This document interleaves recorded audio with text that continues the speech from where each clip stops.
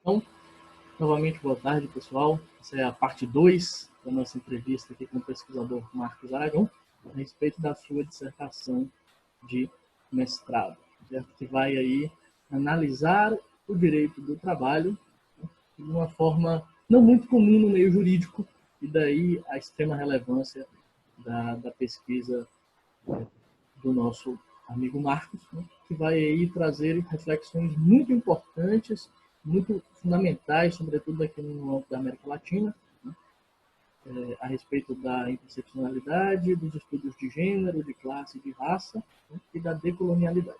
Então, como falávamos na última questão, né, nós estávamos conversando, questionamos aí o pesquisador Marcos a respeito do como que ele colocou, né, ou escolheu para colocar assim, ótica de trabalho a interseccionalidade. Né? E aí, após ele fazer uma espécie de mini histórico, né, o resgate histórico da teoria, ele estava aí falando sobre como ele estava conjugando isso com as análises do direito do trabalho, especificamente com a reforma trabalhista. Né? Então, Marcos, a palavra é sua, amigo. Obrigado. Olá. Olá novamente a todas e todos. Eu divaguei um pouquinho antes sobre possíveis históricos e contribuições essenciais da interseccionalidade, mas eu vou focar um pouquinho sobre o que é interseccionalidade. Ela ficou famosa por essa noção de que interseccional seria uma pesquisa, inicialmente que as pessoas falavam, que misturava raça e gênero. Isso está certo e errado ao mesmo tempo. A interseccionalidade, no final das contas, são formas de atuação política e investigação científica também, que se recusam a operar apenas com um eixo de investigação. Que vai se recusar a operar só com gênero, só com raça, só com classe. Então, ter esse critério, que é o que a Patricia Hill Collins, que é uma autora que fez um grande compilado com a Bilge sobre conceitos básicos e necessários da interseccionalidade, e a gente teve também o prazer e a honra de ter aula com a Patricia Hill Collins na PUC-Rio durante, acho que foi no ano de 2018 ou 2017, eu não lembro, acho que 2018. Ela relata primeiro esse como a complexidade. É um dos critérios da interseccionalidade, como essa ideia de se recusar a operar apenas com um dos eixos de investigação. Porém, a interseccionalidade vai muito além disso. E uma das questões que é frequentemente ignorada na interseccionalidade é a sua profunda e essencial ligação com o conceito de justiça social. E com o conceito de justiça social muito em específico. Nos Estados Unidos, que é de onde é que falam grande parte dessas autoras, o conceito de justiça social está ligado ao movimento de direitos civis, ao ato normativo contra a discriminação deles e sobre a luta de tudo isso. O movimento negro, muito também os movimentos religiosos, que levaram também ao movimento de direitos civis nos Estados Unidos. E aquele sentimento de justiça social está ali, ele tem um contexto muito específico. E você não pode simplesmente retirar disso a interseccionalidade. O que eu brinco, a interseccionalidade, assim como o direito de trabalho, falando que o direito de trabalho está em crise porque ele teve tanto sucesso que ele foi ampliado demais e agora ele não quer dizer tanta mais coisa. Eu discordo com essa crítica. Mas pode dizer o mesmo um pouco da interseccionalidade, que ela teve tanto sucesso que ela virou ponto comum. E virou um ponto comum de pessoas que não necessariamente estudaram sobre ela. Então, o que antes virou interseccionalidade é uma análise conjunta de raça e gênero, virou para uma análise que mistura dois eixos de conhecimento. Virou um sinônimo de interdisciplinariedade. E assim, até para mim, eu fico brincando, gente, interseccionalidade não pode ser entendida como se você gosta de sorvete de manga e limão ao mesmo tempo. Seu gosto de sorvete não é interseccional. Ele pode até ser complexo, eu admito isso, mas ele não é interseccional. A interseccionalidade está ligada especificamente com esse sistema, essa luta de justiça social, que lá nos Estados Unidos tinha muita ligação com a ligação de raça e gênero. Eu acho que são preceitos inadiáveis nessa. Se você vai falar de interseccionalidade, precisa ter raça e gênero. E como tem toda uma discussão ali, foi uma resposta também, e recebe muitas críticas das teorias marxistas, classe também costuma estar muito evidente nessa discussão. Raça, gênero e classe, eu acho que é impossível você fazer uma leitura interseccional sem dialogar entre essas três. Pelo menos Porém, pelo menos, e assim, muito pelo menos, porque você tem que entender que existem outras, ou outras se manifestam através dessas três, aí vai depender de quem que você está conversando. Por exemplo, a Audre Lorde falava muito da questão da idade, de como o critério de idade vai ser utilizado para você interpretar o mundo, tanto você dos velhos poderem ser mais, dos idosos serem mais conservadores e quererem manter alguma posição mais autoritária, como também os jovens não aproveitando a sabedoria dos mais velhos que já lutaram aquela luta tantas vezes e agora tudo começa novamente nas novas gerações, algo muito presente, por exemplo, nos movimentos negros dos Estados Unidos. Assim, a história das mulheres que já passaram por aquelas lutas não pode ser só ignorada. E a gente pode falar muito do que acontece aqui no Brasil também. E já pegando isso ao contexto dos Estados Unidos, que é drasticamente diferente do nosso. Mas assim, eu acho que essas autoras, tudo que elas queriam ter tido foi o nosso movimento de constituinte. Porque se tem algum instrumento jurídico nesse planeta que grita esse projeto de justiça social, foi nossa constituinte. O texto está recheado disso, não só como artigos programáticos lá do 200 para cima, que a gente sabe que tem sua importância, mas de densidade normativa, nem tanta. A gente está no artigo 5º, a gente está no artigo 2º, no 3º, no 7º, e assim, são cláusulas pétreas com normatividade completa, aplicáveis, obrigatórias. Exato. Tudo isso de um movimento constituinte que foi recheado e marcado da presença do movimento negro, do movimento das mulheres, que apesar de não serem coisas que a gente fala tanto na faculdade de Direito, a nossa Constituição chegou ali porque tinha gente lutando por isso. Nós vivemos uma ditadura militar violentíssima, que durou mais de 2 décadas. E a gente não pode entender que não existiam movimentos populares naquela época. Existiam muitos. Não só os perseguidos por censura e tortura, mas outros também que conseguiram sobreviver de alguma forma ou outra, por serem muito resistentes ou por terem sido mais ou menos perseguidos pela ditadura. Mas, enfim, a gente chegou no final ali da ditadura, no final dos anos 80, com a sociedade civil muito ativa. Principalmente a parcela marginalizada da população. E isso se transmitiu numa constituinte que se sentiu pressionada, sim, a criar aquele texto.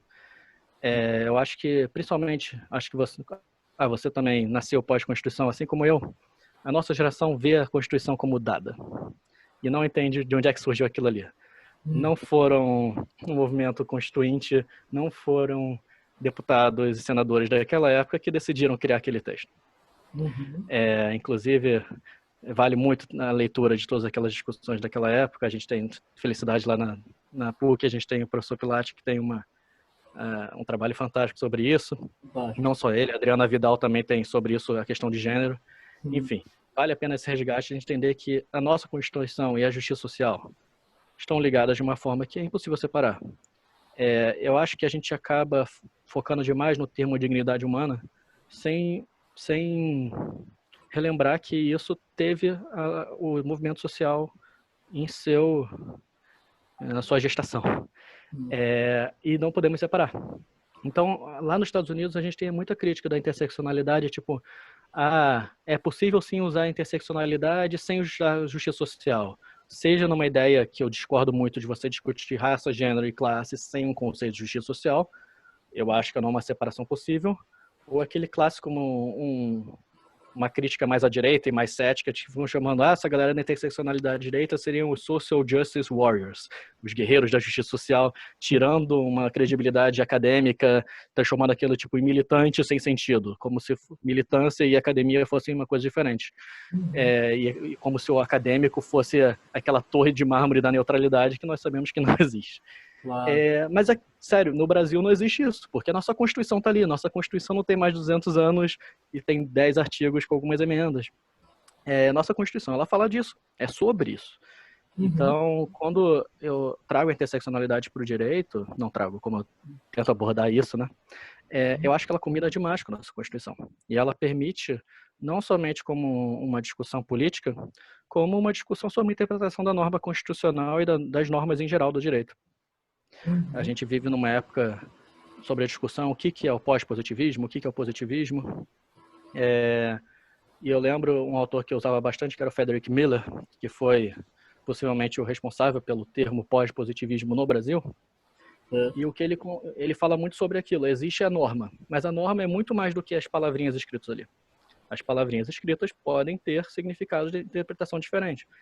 Então, ele fala muito sobre como a norma é uma combinação do texto da norma e do contexto. Uhum. E o nosso contexto está ali com a nossa Constituição e com Exato. esse histórico de justiça social. Eu estava conversando com você sobre a minha dificuldade de concluir essa dissertação, né? E Sim. sobre como eu devo fazer nova conclusão para ela. É como a gente pode fazer uma interpretação da norma das reformas trabalhistas através de uma interpretação via Constituição pela interseccionalidade. Porque é o que o nosso direito permite. Porque realmente você simplesmente falar eu não vou aplicar a reforma trabalhista, aí o outro juiz vai falar que vai aplicar, a gente vai ter uma segurança jurídica absurda. Eu com certeza acho que temos que ter umas análises constitucionais aí importantes, tem umas coisas realmente são sustentáveis, mas acho que não são aberrantemente inconstitucionais, elas permitem uma interpretação conforme da Constituição. E eu acho que a interseccionalidade nos ajuda nesse critério. Uhum. Então era um pouco para falar disso, da interseccionalidade como é isso, não apenas a complexidade não é o suficiente. Apenas você falar que você vai investigar mais de uma coisa, não é misturar sorvete, é coisa séria. E, infelizmente é uma coisa que eu ouço com muita frequência, tipo, as pessoas só querendo misturar duas áreas. Eu tenho uma mistura de direito comercial com direito de propriedade intelectual. Essa interseccionalidade é interessante. Não é interseccionalidade, é uma leitura importante, tem que misturar sim, mas não é interseccional. Uhum. Pode ser interdisciplinar, né? Mas não interseccional. Pode. E se você meter a interseccionalidade aí no meio, até dá, mas aí a gente vai falar de justiça social, a gente vai falar de raça, a gente vai falar de gênero, a gente vai falar de classe, a gente vai falar de muita coisa. Sim, exato. Para falar de desigualdade social, né? Pois é. De relacionamento, de poder, né? Uhum. Uma das coisas que eu gosto também na interseccionalidade que é admitir que essa complexidade não tem fim. E você tem que saber que, tipo, se você escrever alguma coisa, se você usar a interseccionalidade, inevitavelmente você vai estar deixando alguém de fora. Porque você nunca vai conseguir terminar essa lista. Mas isso não pode ser um sentimento paralisante. Uhum. Você faz e se alguém vier criticar depois e melhorar, ótimo. Essa é uma crítica que a decolonialidade faz muito, a interseccionalidade, que é aquilo. A interseccionalidade, ela limita. E eu concordo, ela limita mesmo. Mas o direito trabalha dentro desses limites. Então a gente faz o que a gente conseguir e se no futuro tiver que rever, a gente faz isso com toda a seriedade e profissionalidade possível. Uhum. Não ter medo de errar. Mas, assim, se você for fazer, estude direito e vamos tentar fazer direitinho. Exato. Eu acho que também isso é um pouco da minha posição como pesquisador homem nessa área. É aquilo, eu não posso deixar de comentar esses temas porque não é meu lugar de fala ou porque não são coisas que eu vivo. O conhecimento está aí. Tem livros e livros e, felizmente, nós tivemos acesso a professoras incríveis. Incrível. Então, a gente faz isso, a gente escreve, a gente assina e está disposto a ouvir bronca depois. Faz parte. A melhorar depois. Eu tenho um ditado que eu gosto, é aquilo. Se eu tiver que cair, que eu levante de novo como uma pessoa melhor. E é isso. Exatamente. A interseccionalidade é um pouco disso dentro do direito. Você tem que saber que em algum momento você está limitando e talvez você deixou alguém de fora. Beleza, na próxima a gente faz melhor, ou alguém faça melhor em cima da minha. Uhum, exatamente. Esse caráter de solidariedade e de construção de conhecimento, né? Da própria progressão de permanência da vida, né? Novos fatores surgem, novos contextos surgem, enfim, e tá tudo bem sofrer críticas, né? Não é um demérito. Acho que, na verdade, muito pelo contrário. Eu acho que quando um trabalho é criticado, ele cresce. Né? Se for uma crítica efetivamente bem feita, pautada, razoável, né? O trabalho cresce, né? E não é diminuído, né? Muito bom.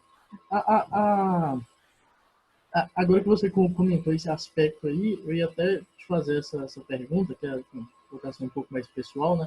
Que é se você sofreu alguma espécie de crítica por ser um homem branco, né, estudando o direito do trabalho a partir dessa ótica, né? de uma leitura feminista. Eu não acho que sofrer seria uma boa palavra. Assim, o que acontece de vez em quando é uma surpresa. Muitas pessoas, assim, é muito comum quando você trabalha e pesquisa questões de gênero que você seja o único homem na sala. Ou quando de vez em quando as pessoas olham com alguma desconfiança, mas assim, eu acho que essa desconfiança é verdadeira e muito justificável. E cabe a pessoa nessa posição se esforçar para chegar lá com um conhecimento razoável e, mais importante de tudo, exercitar o silêncio e o ouvido. Uma coisa que eu aprendi bastante foi respirar umas 5 vezes antes de falar qualquer coisa. E eu acho que isso faz bem para todo mundo. Tem vários momentos assim, nós somos os homens, mesmo nós, eu sou muito tímido, eu te conheço também, você é muito tímido, mas mesmo nós e tímidos, como homens, nós somos ensinados a levantar a mão e falar. E a gente demora para entender que quando a gente faz isso, a gente atropela as outras pessoas mesmo. Não porque a gente foi mal educado ou cruel, mas porque outra pessoa talvez tenha mais dificuldade de fazer isso. Então, uma coisa que eu visitei muito é aquilo. Eu vou esperar bastante para levantar a mão. Eu vou ser aqueles, quando a pessoa que está coordenando a mesa fala, tipo, ninguém mesmo, aí eu levanto a mão. Mas fora isso, eu respiro, deixo o tempo passar. E o que é ótimo, porque de vez em quando, aliás, muito frequência, eu tinha uma dúvida X. Aí eu quero muito perguntar a dúvida X. Aí a colega do lado levanta e pergunta X, Y, Z e o alfabeto inteiro. Coisas que eu nem tinha pensado, incluindo minha crítica e melhorando muito. Crítica não, minha pergunta.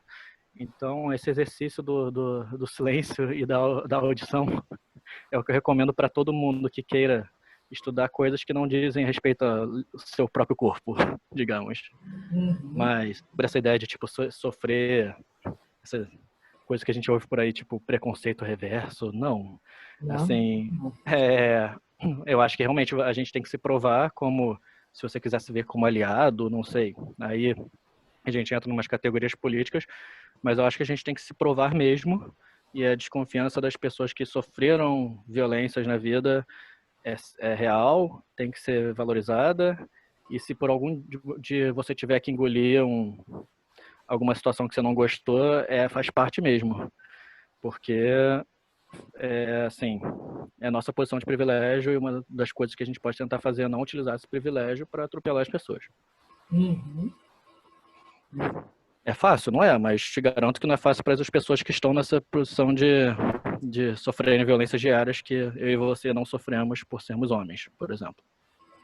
De fato. Não, perfeito, Marcos. Muito bom. Acho que... E por último, nunca abusar dessa posição também, né? Que é uma questão muito comum de pessoas que conseguem a confiança desses grupos e acabam abusando dessa confiança. Então, tomar muito cuidado com isso. Sempre se questionar muito e sempre ter muito cuidado. Entendi. Não, muito bom. Interessante isso. São excelentes questões para se pensar, né? Obrigado, enfim, por ter compartilhado essa pergunta, que como eu falei, é mais pessoal, tá? Então, enfim... Não, e é essencial que você pergunte, porque, tipo, é uma pergunta que tem que ser discutida entre os homens, né? Não fazendo grupo de homens para falar de feminismo, isso é um absurdo. Mas, assim, se os homens não se perguntam de como se portar nesse lugar, a gente acaba dependendo das mulheres para nos ensinarem. E as mulheres não são pagas para serem nossas professoras. Elas não são professoras particulares, elas não são terapeutas particulares.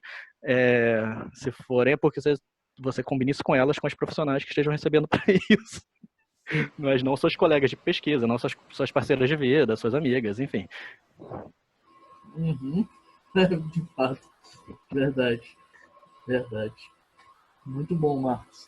Então, agora, prosseguindo um pouquinho aqui na análise, né, faltando uma colocação mais para o texto escrito, chega em um determinado momento, né, quando você já está lá analisando a Constituinte, você vai colocar assim, né, você vai se posicionar a respeito do neoliberalismo, né, e aí a partir desse posicionamento me veio a seguinte pergunta, né, como que o neoliberalismo vai pôr em xeque, né, a manutenção das garantias sociais da Constituição Federal de 88, né? E antes de você responder, eu já emendo uma outra pergunta, né, que tem a ver, que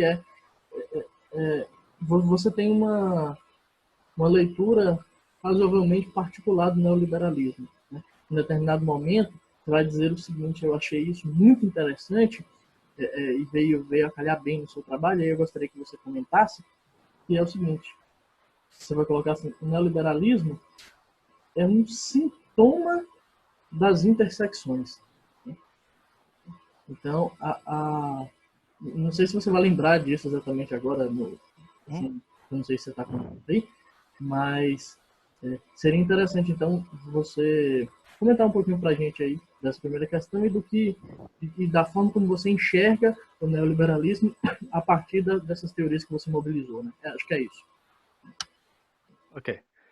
Primeiramente, o meu trabalho não era sobre o neoliberalismo, nem sobre o capitalismo em si. Então, eu estava tendo que tomar muito cuidado. Principalmente o Alain Supiot não trata o termo capitalismo. Ele trabalha sobre mercantilização. E aquela coisa, tipo, parece que está se esforçando para evitar o Marx.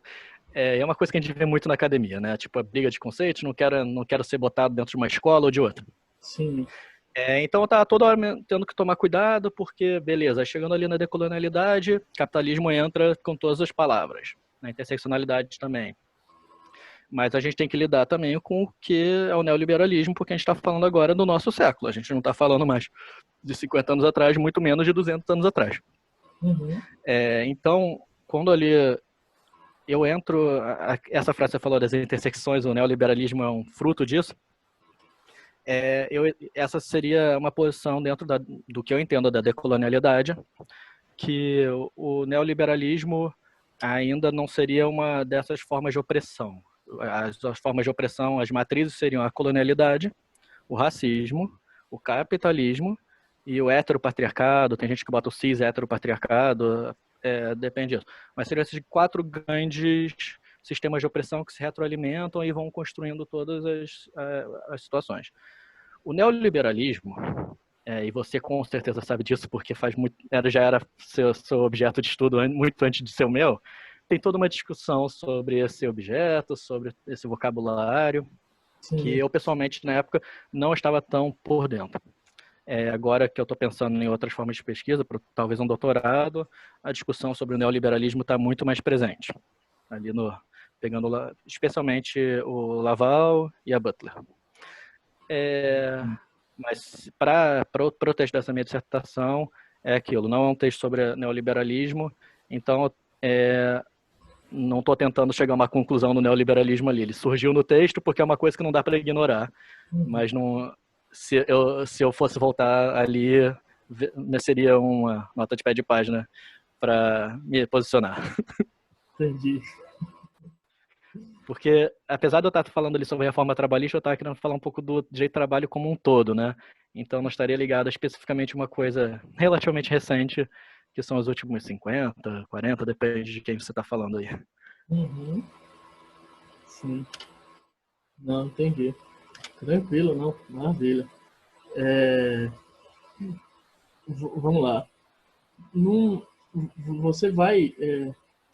lá na conclusão, acho que se não me engano, na conclusão você vai ressaltar isso.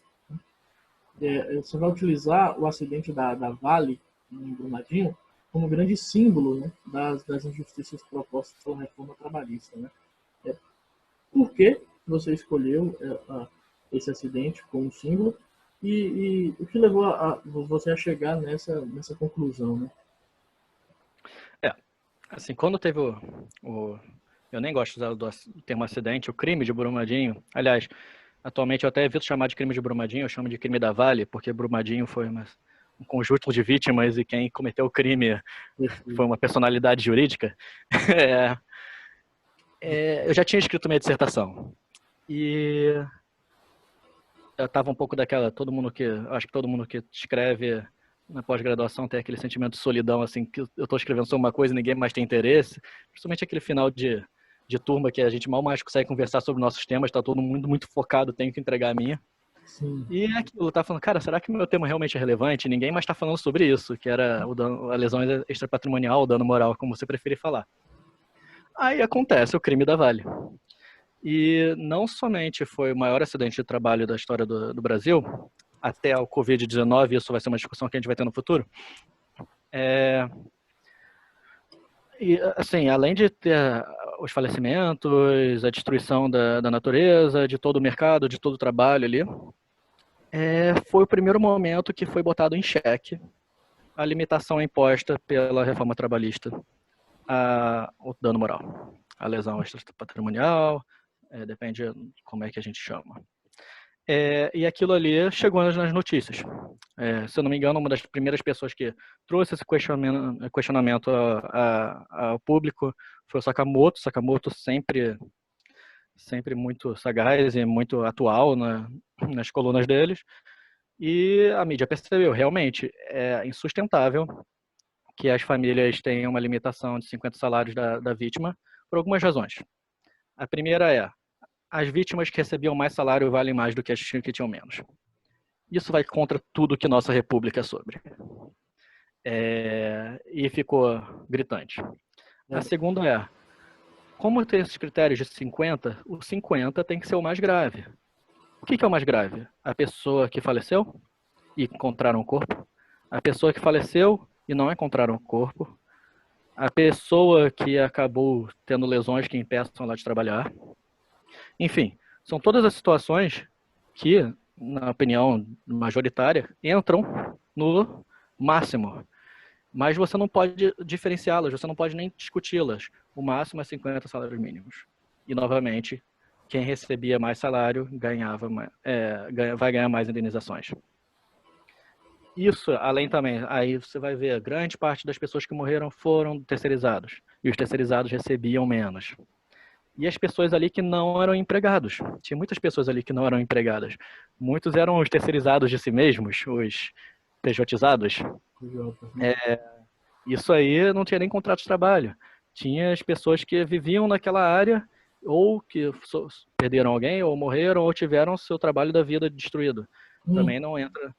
Aí a gente vê uma situação mais bizarra ainda. Alguém que não estava protegido pelo contrato de trabalho, e a gente tem que lembrar que um dos princípios de trabalho é a proteção, se vê menos protegido do que alguém eventualmente que não era um empregado, porque a lei trabalhista está sendo mais restritiva do que o direito civil.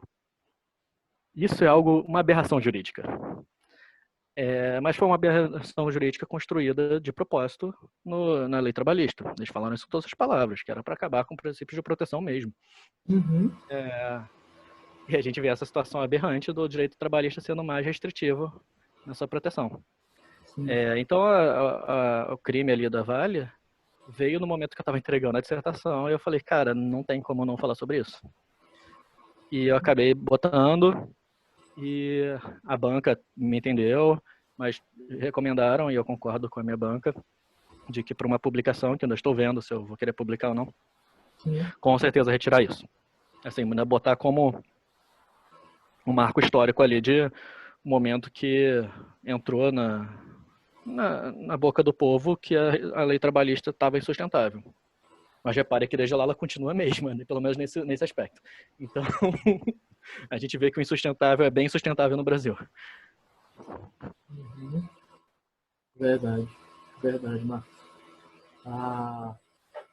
Interessante. E aí, pegando um gancho, então, a partir dessa sua última colocação aí, né, que no Brasil o insustentável às vezes pode ser sustentável, né, e resgatando um pouco também da sua penúltima resposta, né, você vai trabalhar ao longo do seu texto com 4 grandes, assim, sistemas de opressão, né, que seria aí o cis-heteropatriarcado ou heteropatriarcado, né, a depender, enfim, o capitalismo, o colonialismo e o racismo, né?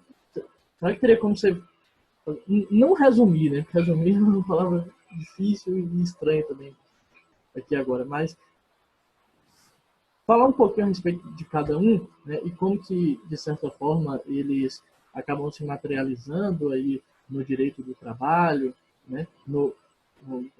Considerando a sua discussão de corpo e não corpo, do trabalhador, né?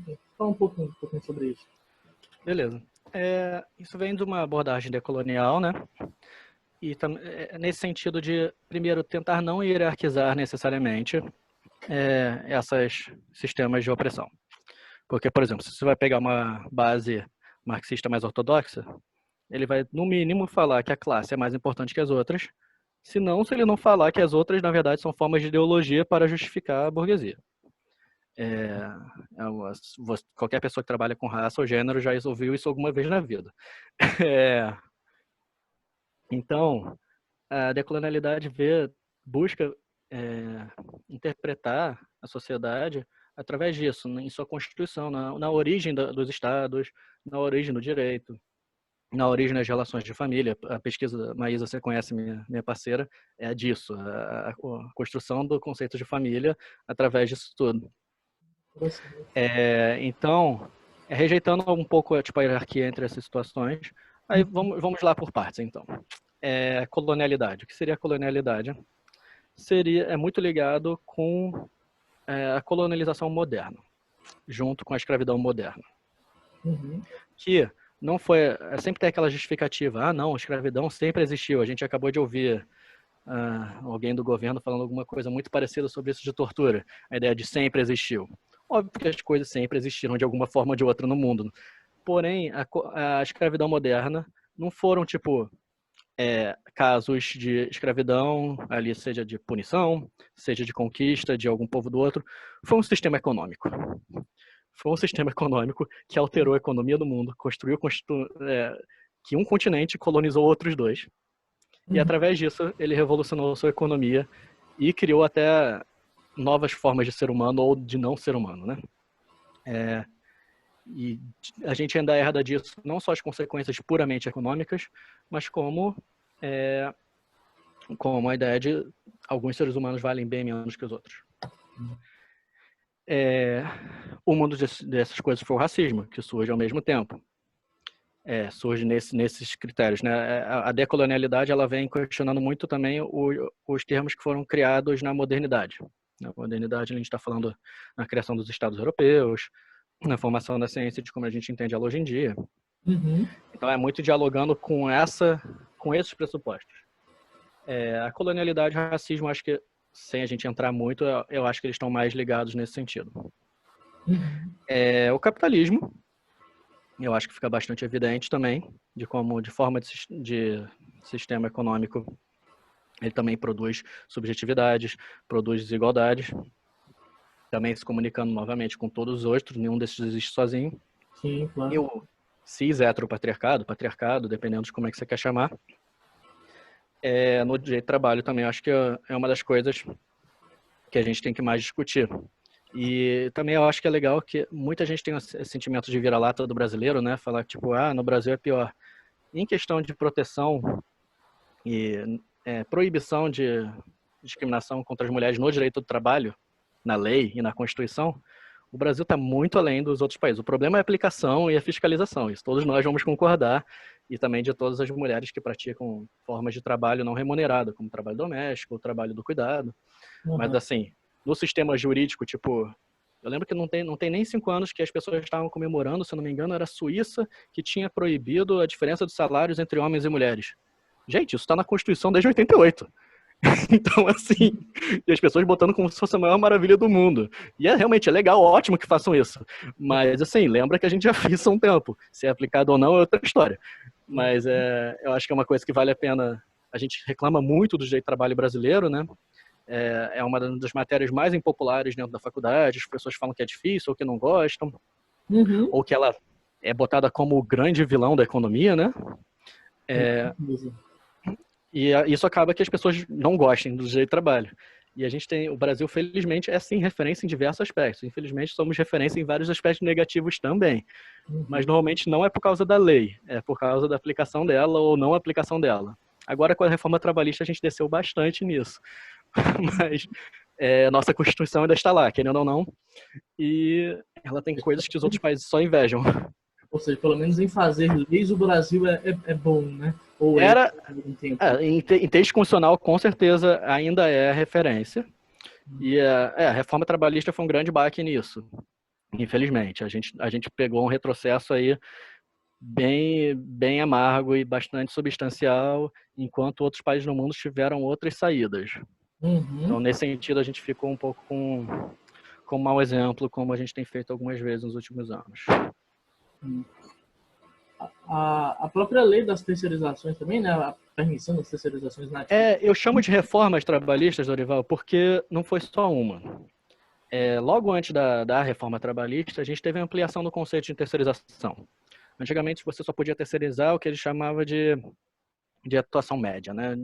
Você pode, por exemplo, sua empresa faz qualquer outra coisa, ela não trabalha com limpeza. Você pode terceirizar a limpeza, você pode terceirizar a comida, porque não é seu objeto fim.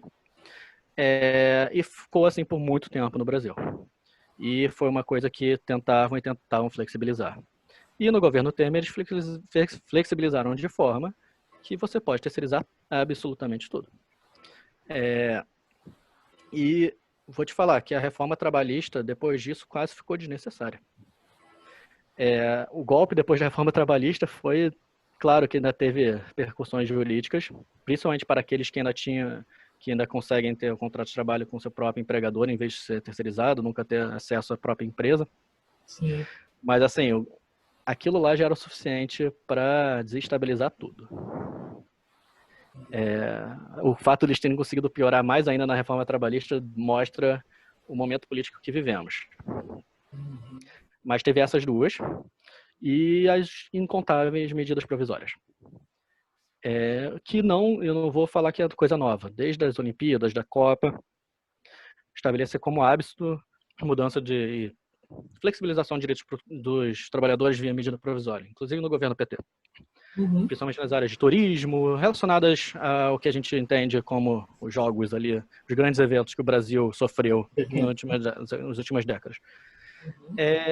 Mas teve isso, aí teve as reformas, e uma das condições da reforma ter sido passada daquele jeito é que demorou demais na Câmara para passar, e eu boto demais porque foi ainda relativamente rápido para um projeto, é só você comparar com o Código de Processo Civil, que ficou anos, e foram mudanças pequenas, muito pequenas comparado à reforma trabalhista, mas entendeu-se que demorou demais na Câmara. E o nosso ex-presidente Temer mandou uma carta pro Senado, prometendo para eles que ele vetaria as partes aberrantes da lei, uma delas seria a parte do dano moral, e pedindo para eles passarem sem alteração que ele iria vetar. Essa carta é pública, está no Senado, não é tipo fofoca, não. Sim. O Senado, convencido, passou a lei sem nenhuma alteração. Na época, e ainda o presidente da Câmara, Rodrigo Maia, falou que se o Temer vetasse qualquer coisa, eles iam derrubar o veto. A lei trabalhista, então, foi a sanção daquela forma, apesar de serem prometidos. No mesmo dia, o Temer editou uma medida provisória, a 808, onde ele alterava principalmente as partes mais aberrantes, inclusive essa parte da fixação do dano moral pelo último salário da vítima. Então, a reforma trabalhista já chegou reformada. E substancialmente reformada por uma medida provisória era bastante coisa. Acontece que o Congresso Nacional não votou essa medida provisória. Então, passado o prazo, ela voltou a ser alterada, agora para o seu texto original da reforma. Aí nisso nós temos o governo Bolsonaro, que desde lá já fez 2 alterações substanciais pela medida provisória. A primeira, eu não lembro, a de liberdade econômica. Nossa, já faz tanto tempo, parece que isso foi outra vida, né?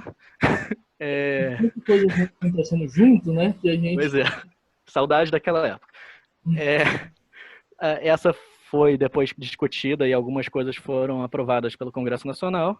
E atualmente fica a do contrato verde e amarelo, que ainda está com a medida provisória vigente, e a da pandemia, uma outra medida provisória também alterando a lei trabalhista. Então, nesse momento, eu te garanto aí, temos no mínimo essas 2 medidas provisórias pairando, porque elas não foram votadas, e talvez algumas outras, porque a lei trabalhista é uma que volta e meia afetada por isso, e algumas leis periféricas ali acabam sendo alteradas também. Então, temos reformas trabalhistas, é um movimento constante. E, novamente, aquela divisão do direito que a gente gosta de dividir cada uma essa caixinha, não tem como você falar direito do trabalho e reformar direito do trabalho ao mesmo tempo que você reforma a Previdência sem que as duas coisas se comuniquem. Exato. É uma aberração, desculpa. Se você entende de direito, se você entende de economia, se você entende qualquer coisa, você sabe que se você mexe os 2 lugares da balança ao mesmo tempo e não se comunica, vai dar errado. Então a gente teve a reforma da Previdência também muito rápida, que não se comunicaram as comissões, não se esperou o resultado da reforma trabalhista, a gente não tem dados o suficiente sobre isso, principalmente em crises econômicas, fica muito difícil de você ver o resultado de qualquer coisa. Uhum. Os resultados que, por enquanto, não são satisfatórios. E veio a reforma da Previdência, que a gente ainda não chegou a ver a ponta do iceberg disso. Então, são reformas e reformas tudo ao mesmo tempo. Aí que eu acho que a gente tem que discutir o neoliberalismo. Uhum. E por isso que eu estou mudando um pouco o meu objeto de estudo para isso, porque a gente está vivendo um momento histórico muito específico. E a gente precisa falar sobre isso, mas aí já é outro projeto. Não, de fato, com certeza. A, é, a situação é triste, né, enfim, desoladora no país, no mundo de forma geral, mas no país especificamente, porque agora já atualizando um pouco, tem aí a questão da Covid-19, né? E aí a gente tá enfrentando um conflito grande com um vírus, né, abre aspas, com uma força qualquer da natureza, ao mesmo tempo que tem que lidar com um governo federal, né, que também está atropelando uma série de garantias e de conquistas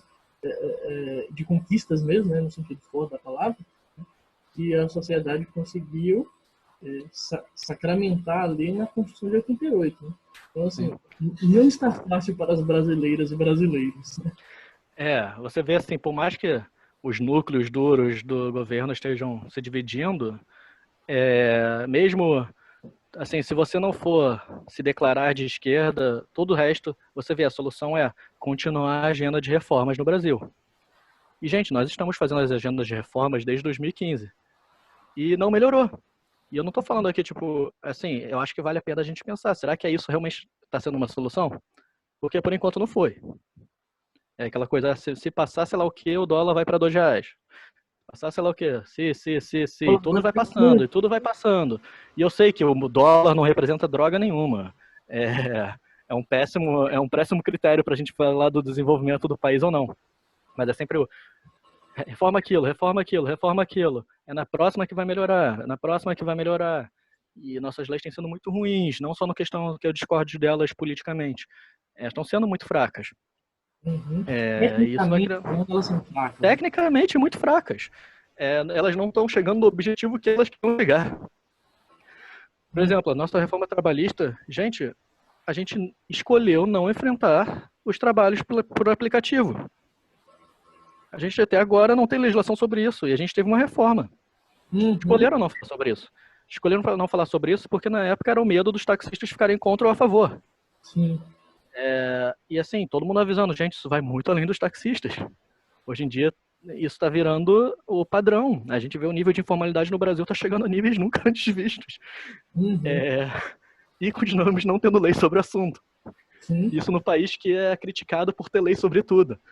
A gente não tem lei que fala sobre o processo de trabalho de uma quantidade majoritária da população. Exato. É assustador. Isso porque a gente escolheu. Uhum. Escolhemos isso. Então é muito complicado. Então eu acho que, por exemplo, a decolonialidade não tem me ajudado a pensar nisso. O neoliberalismo tem. As críticas ao neoliberalismo, pelo menos. Entendi. Entendi. Não, muito bom. Muito bom. E agora, Marcos, já encaminhando aqui para os nossos fechamentos, né? Novamente agradecendo aí sua participação, com conversa tão produtiva, né, quanto essa.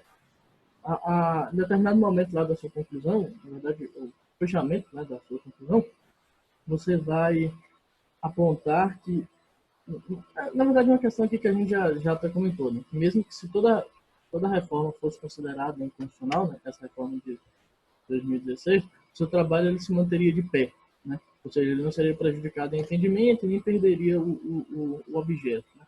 O que leva você, né? Queria que você falasse um pouquinho mais a respeito desse ponto, porque acho que isso é importante para manter a atualidade do seu trabalho. Né? O que leva você a fazer uma afirmativa assim tão contundente, a você ser tão assertivo, né? É isso. A primeira é que eu esperava que quase 2 anos depois a reforma tivesse sofrido algum tipo de mudança, né? Infelizmente não foi, pelo menos mudanças no sentido que a gente queria. Mas eu acho que no final das contas a minha participação fica realmente em auxiliar o debate entre a interseccionalidade e o direito. Eu acho que são são ferramentas e pensamentos que dá para ajudar bastante a gente, dá para ajudar não somente nós acadêmicos, mas dá para ajudar a prática jurídica, tanto dos agentes advogados, advogadas, do judiciário, dos sindicatos. Eu acho que é um vocabulário acessível, eu acho que faz sentido dentro do sistema, e eu acho que ele está dentro do imaginário social o suficiente para que quando você traga isso, a outra parte que você está conversando não fique assustada, sabe? A gente vê muito disso. Quando a gente tenta trazer uma coisa muito nova, às vezes não vale nem a pena a gente levantar nos autos ou numa discussão jurídica, porque simplesmente você vai cortar ali a conversa toda, porque a pessoa não vai mais te ouvir e vocês vão ter mais uma base para conversar. Então, eu acho que meu trabalho tem esse mérito de eu conseguir ter feito o que eu imagino ter sido um resgate responsável do que a gente entende como interseccionalidade, com diferentes fontes, com histórico, relacionando com nossa Constituição, nosso sistema jurídico. Eu acho que isso dá para ter benefícios. Eu penso muito sobre, na verdade, quando eu fizer algum tipo de publicação, eu até cortar a parte da reforma trabalhista e fazer textos diferentes. Um trabalho sobre a reforma trabalhista onde eu passo desses pressupostos acadêmicos um pouco mais rápido e separar um trabalho seguinte que é mais sobre a interseccionalidade e essas questões da colonialidade.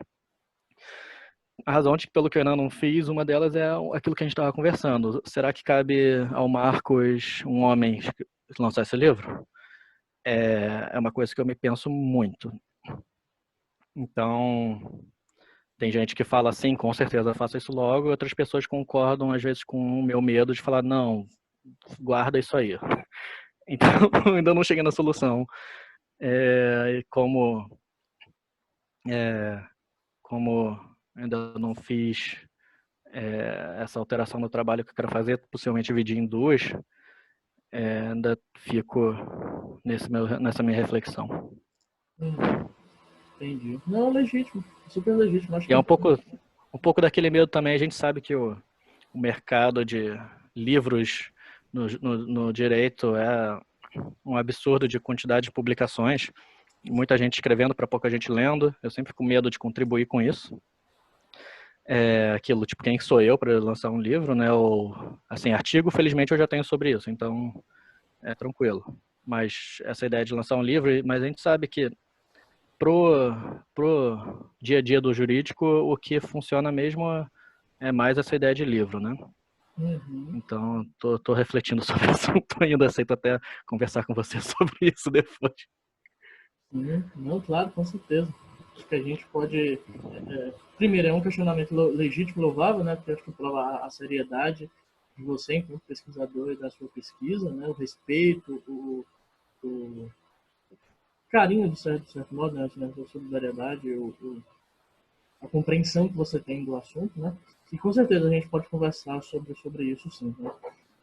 E aí, agora, para finalizar, a gente gostaria de deixar assim, o microfone aberto. Né? Se você quiser falar alguma consideração final, enfim, o que você quiser expor aí para o público, seja no sentido do acadêmico, enfim, o que você quiser, o microfone está aberto. Tá? Assim, você tinha perguntado sobre o que eu vejo do cenário atual, né? O cenário de direito de trabalho não estava nem um pouco bom. Um dos efeitos da reforma trabalhista foi reduzir drasticamente a quantidade de ações, não porque as ações antes não valiam a pena, mas por uma completa insegurança jurídica que nós vivemos. As pessoas têm medo de entrar com a ação. A insegurança é grande. Então, até pouco tempo atrás, eu vou te falar que não estava muito animador. Porém, nós vivemos situações agora que o mundo simplesmente não pode voltar como estava. Muita gente tem concordado que o século começa agora. Então, nós estamos vivendo situações que corpos antes que eram invisíveis não vão poder continuar sendo invisibilizados pela sociedade. A gente, por enquanto, está tendo passeatas e manifestações a favor dos médicos, enfermeiros, enfermeiras e até outras formas de trabalho que estão ali na linha de frente, chamada linha de frente contra o Covid. E está certo, essas pessoas têm que ser valorizadas. Inclusive, não tem proteção adequada, não tem remuneração adequada, enfim. Mas enquanto a gente está falando do luto dessas carreiras, e ele tem que ser feito, a gente tem que já pensar que a gente tem tantas outras formas de trabalho que estão sendo ainda mais aniquiladas e a gente nunca nem vai ficar sabendo. A gente não sabe quantas pessoas trabalham com o aplicativo, a gente não sabe quem são essas pessoas, se essas pessoas estão ficando doentes, se as pessoas estão morrendo, se essas pessoas estão levando as doenças para suas famílias. Porque elas não têm a opção de ficar isoladas. O judiciário tem feito avanços bons nessa crise, exigindo pelo menos equipamentos de proteção para essas pessoas que são não empregados, são parceiros de aplicativos. E eu espero que quando a gente passar disso, e a gente vai passar disso, que a gente volte e pense quem são essas pessoas trabalhando em funções essenciais. E como a nossa sociedade admite que uma das funções essenciais não tem regulação. Como assim a gente depende de um delivery de pessoas autônomos sem nenhuma ligação jurídica, protetiva pelo menos, sem nenhuma identificação, sem representação, sem possibilidade de assembleia. São pessoas que trabalham numa posição sem saber quem trabalha com eles, num sistema de competição absoluta. Os poucos que conseguem ultrapassar essa barreira cultural de competição, muitas vezes são desligados dos aplicativos quando descobrem que estava acontecendo algum tipo de organização entre os trabalhadores. Tem relatos de pessoas que foram desligadas porque o próprio GPS do aplicativo fez a flagra que ele estava na manifestação em vez de trabalhar. Isso de uma economia que diz que a pessoa é autônoma e trabalha quando quiser. Enfim, eu fico pensando assim, a gente está vivendo um marco histórico que vai mudar tudo e que a gente consiga pensar depois no futuro sobre isso, porque é impossível não pensar nessas pessoas agora.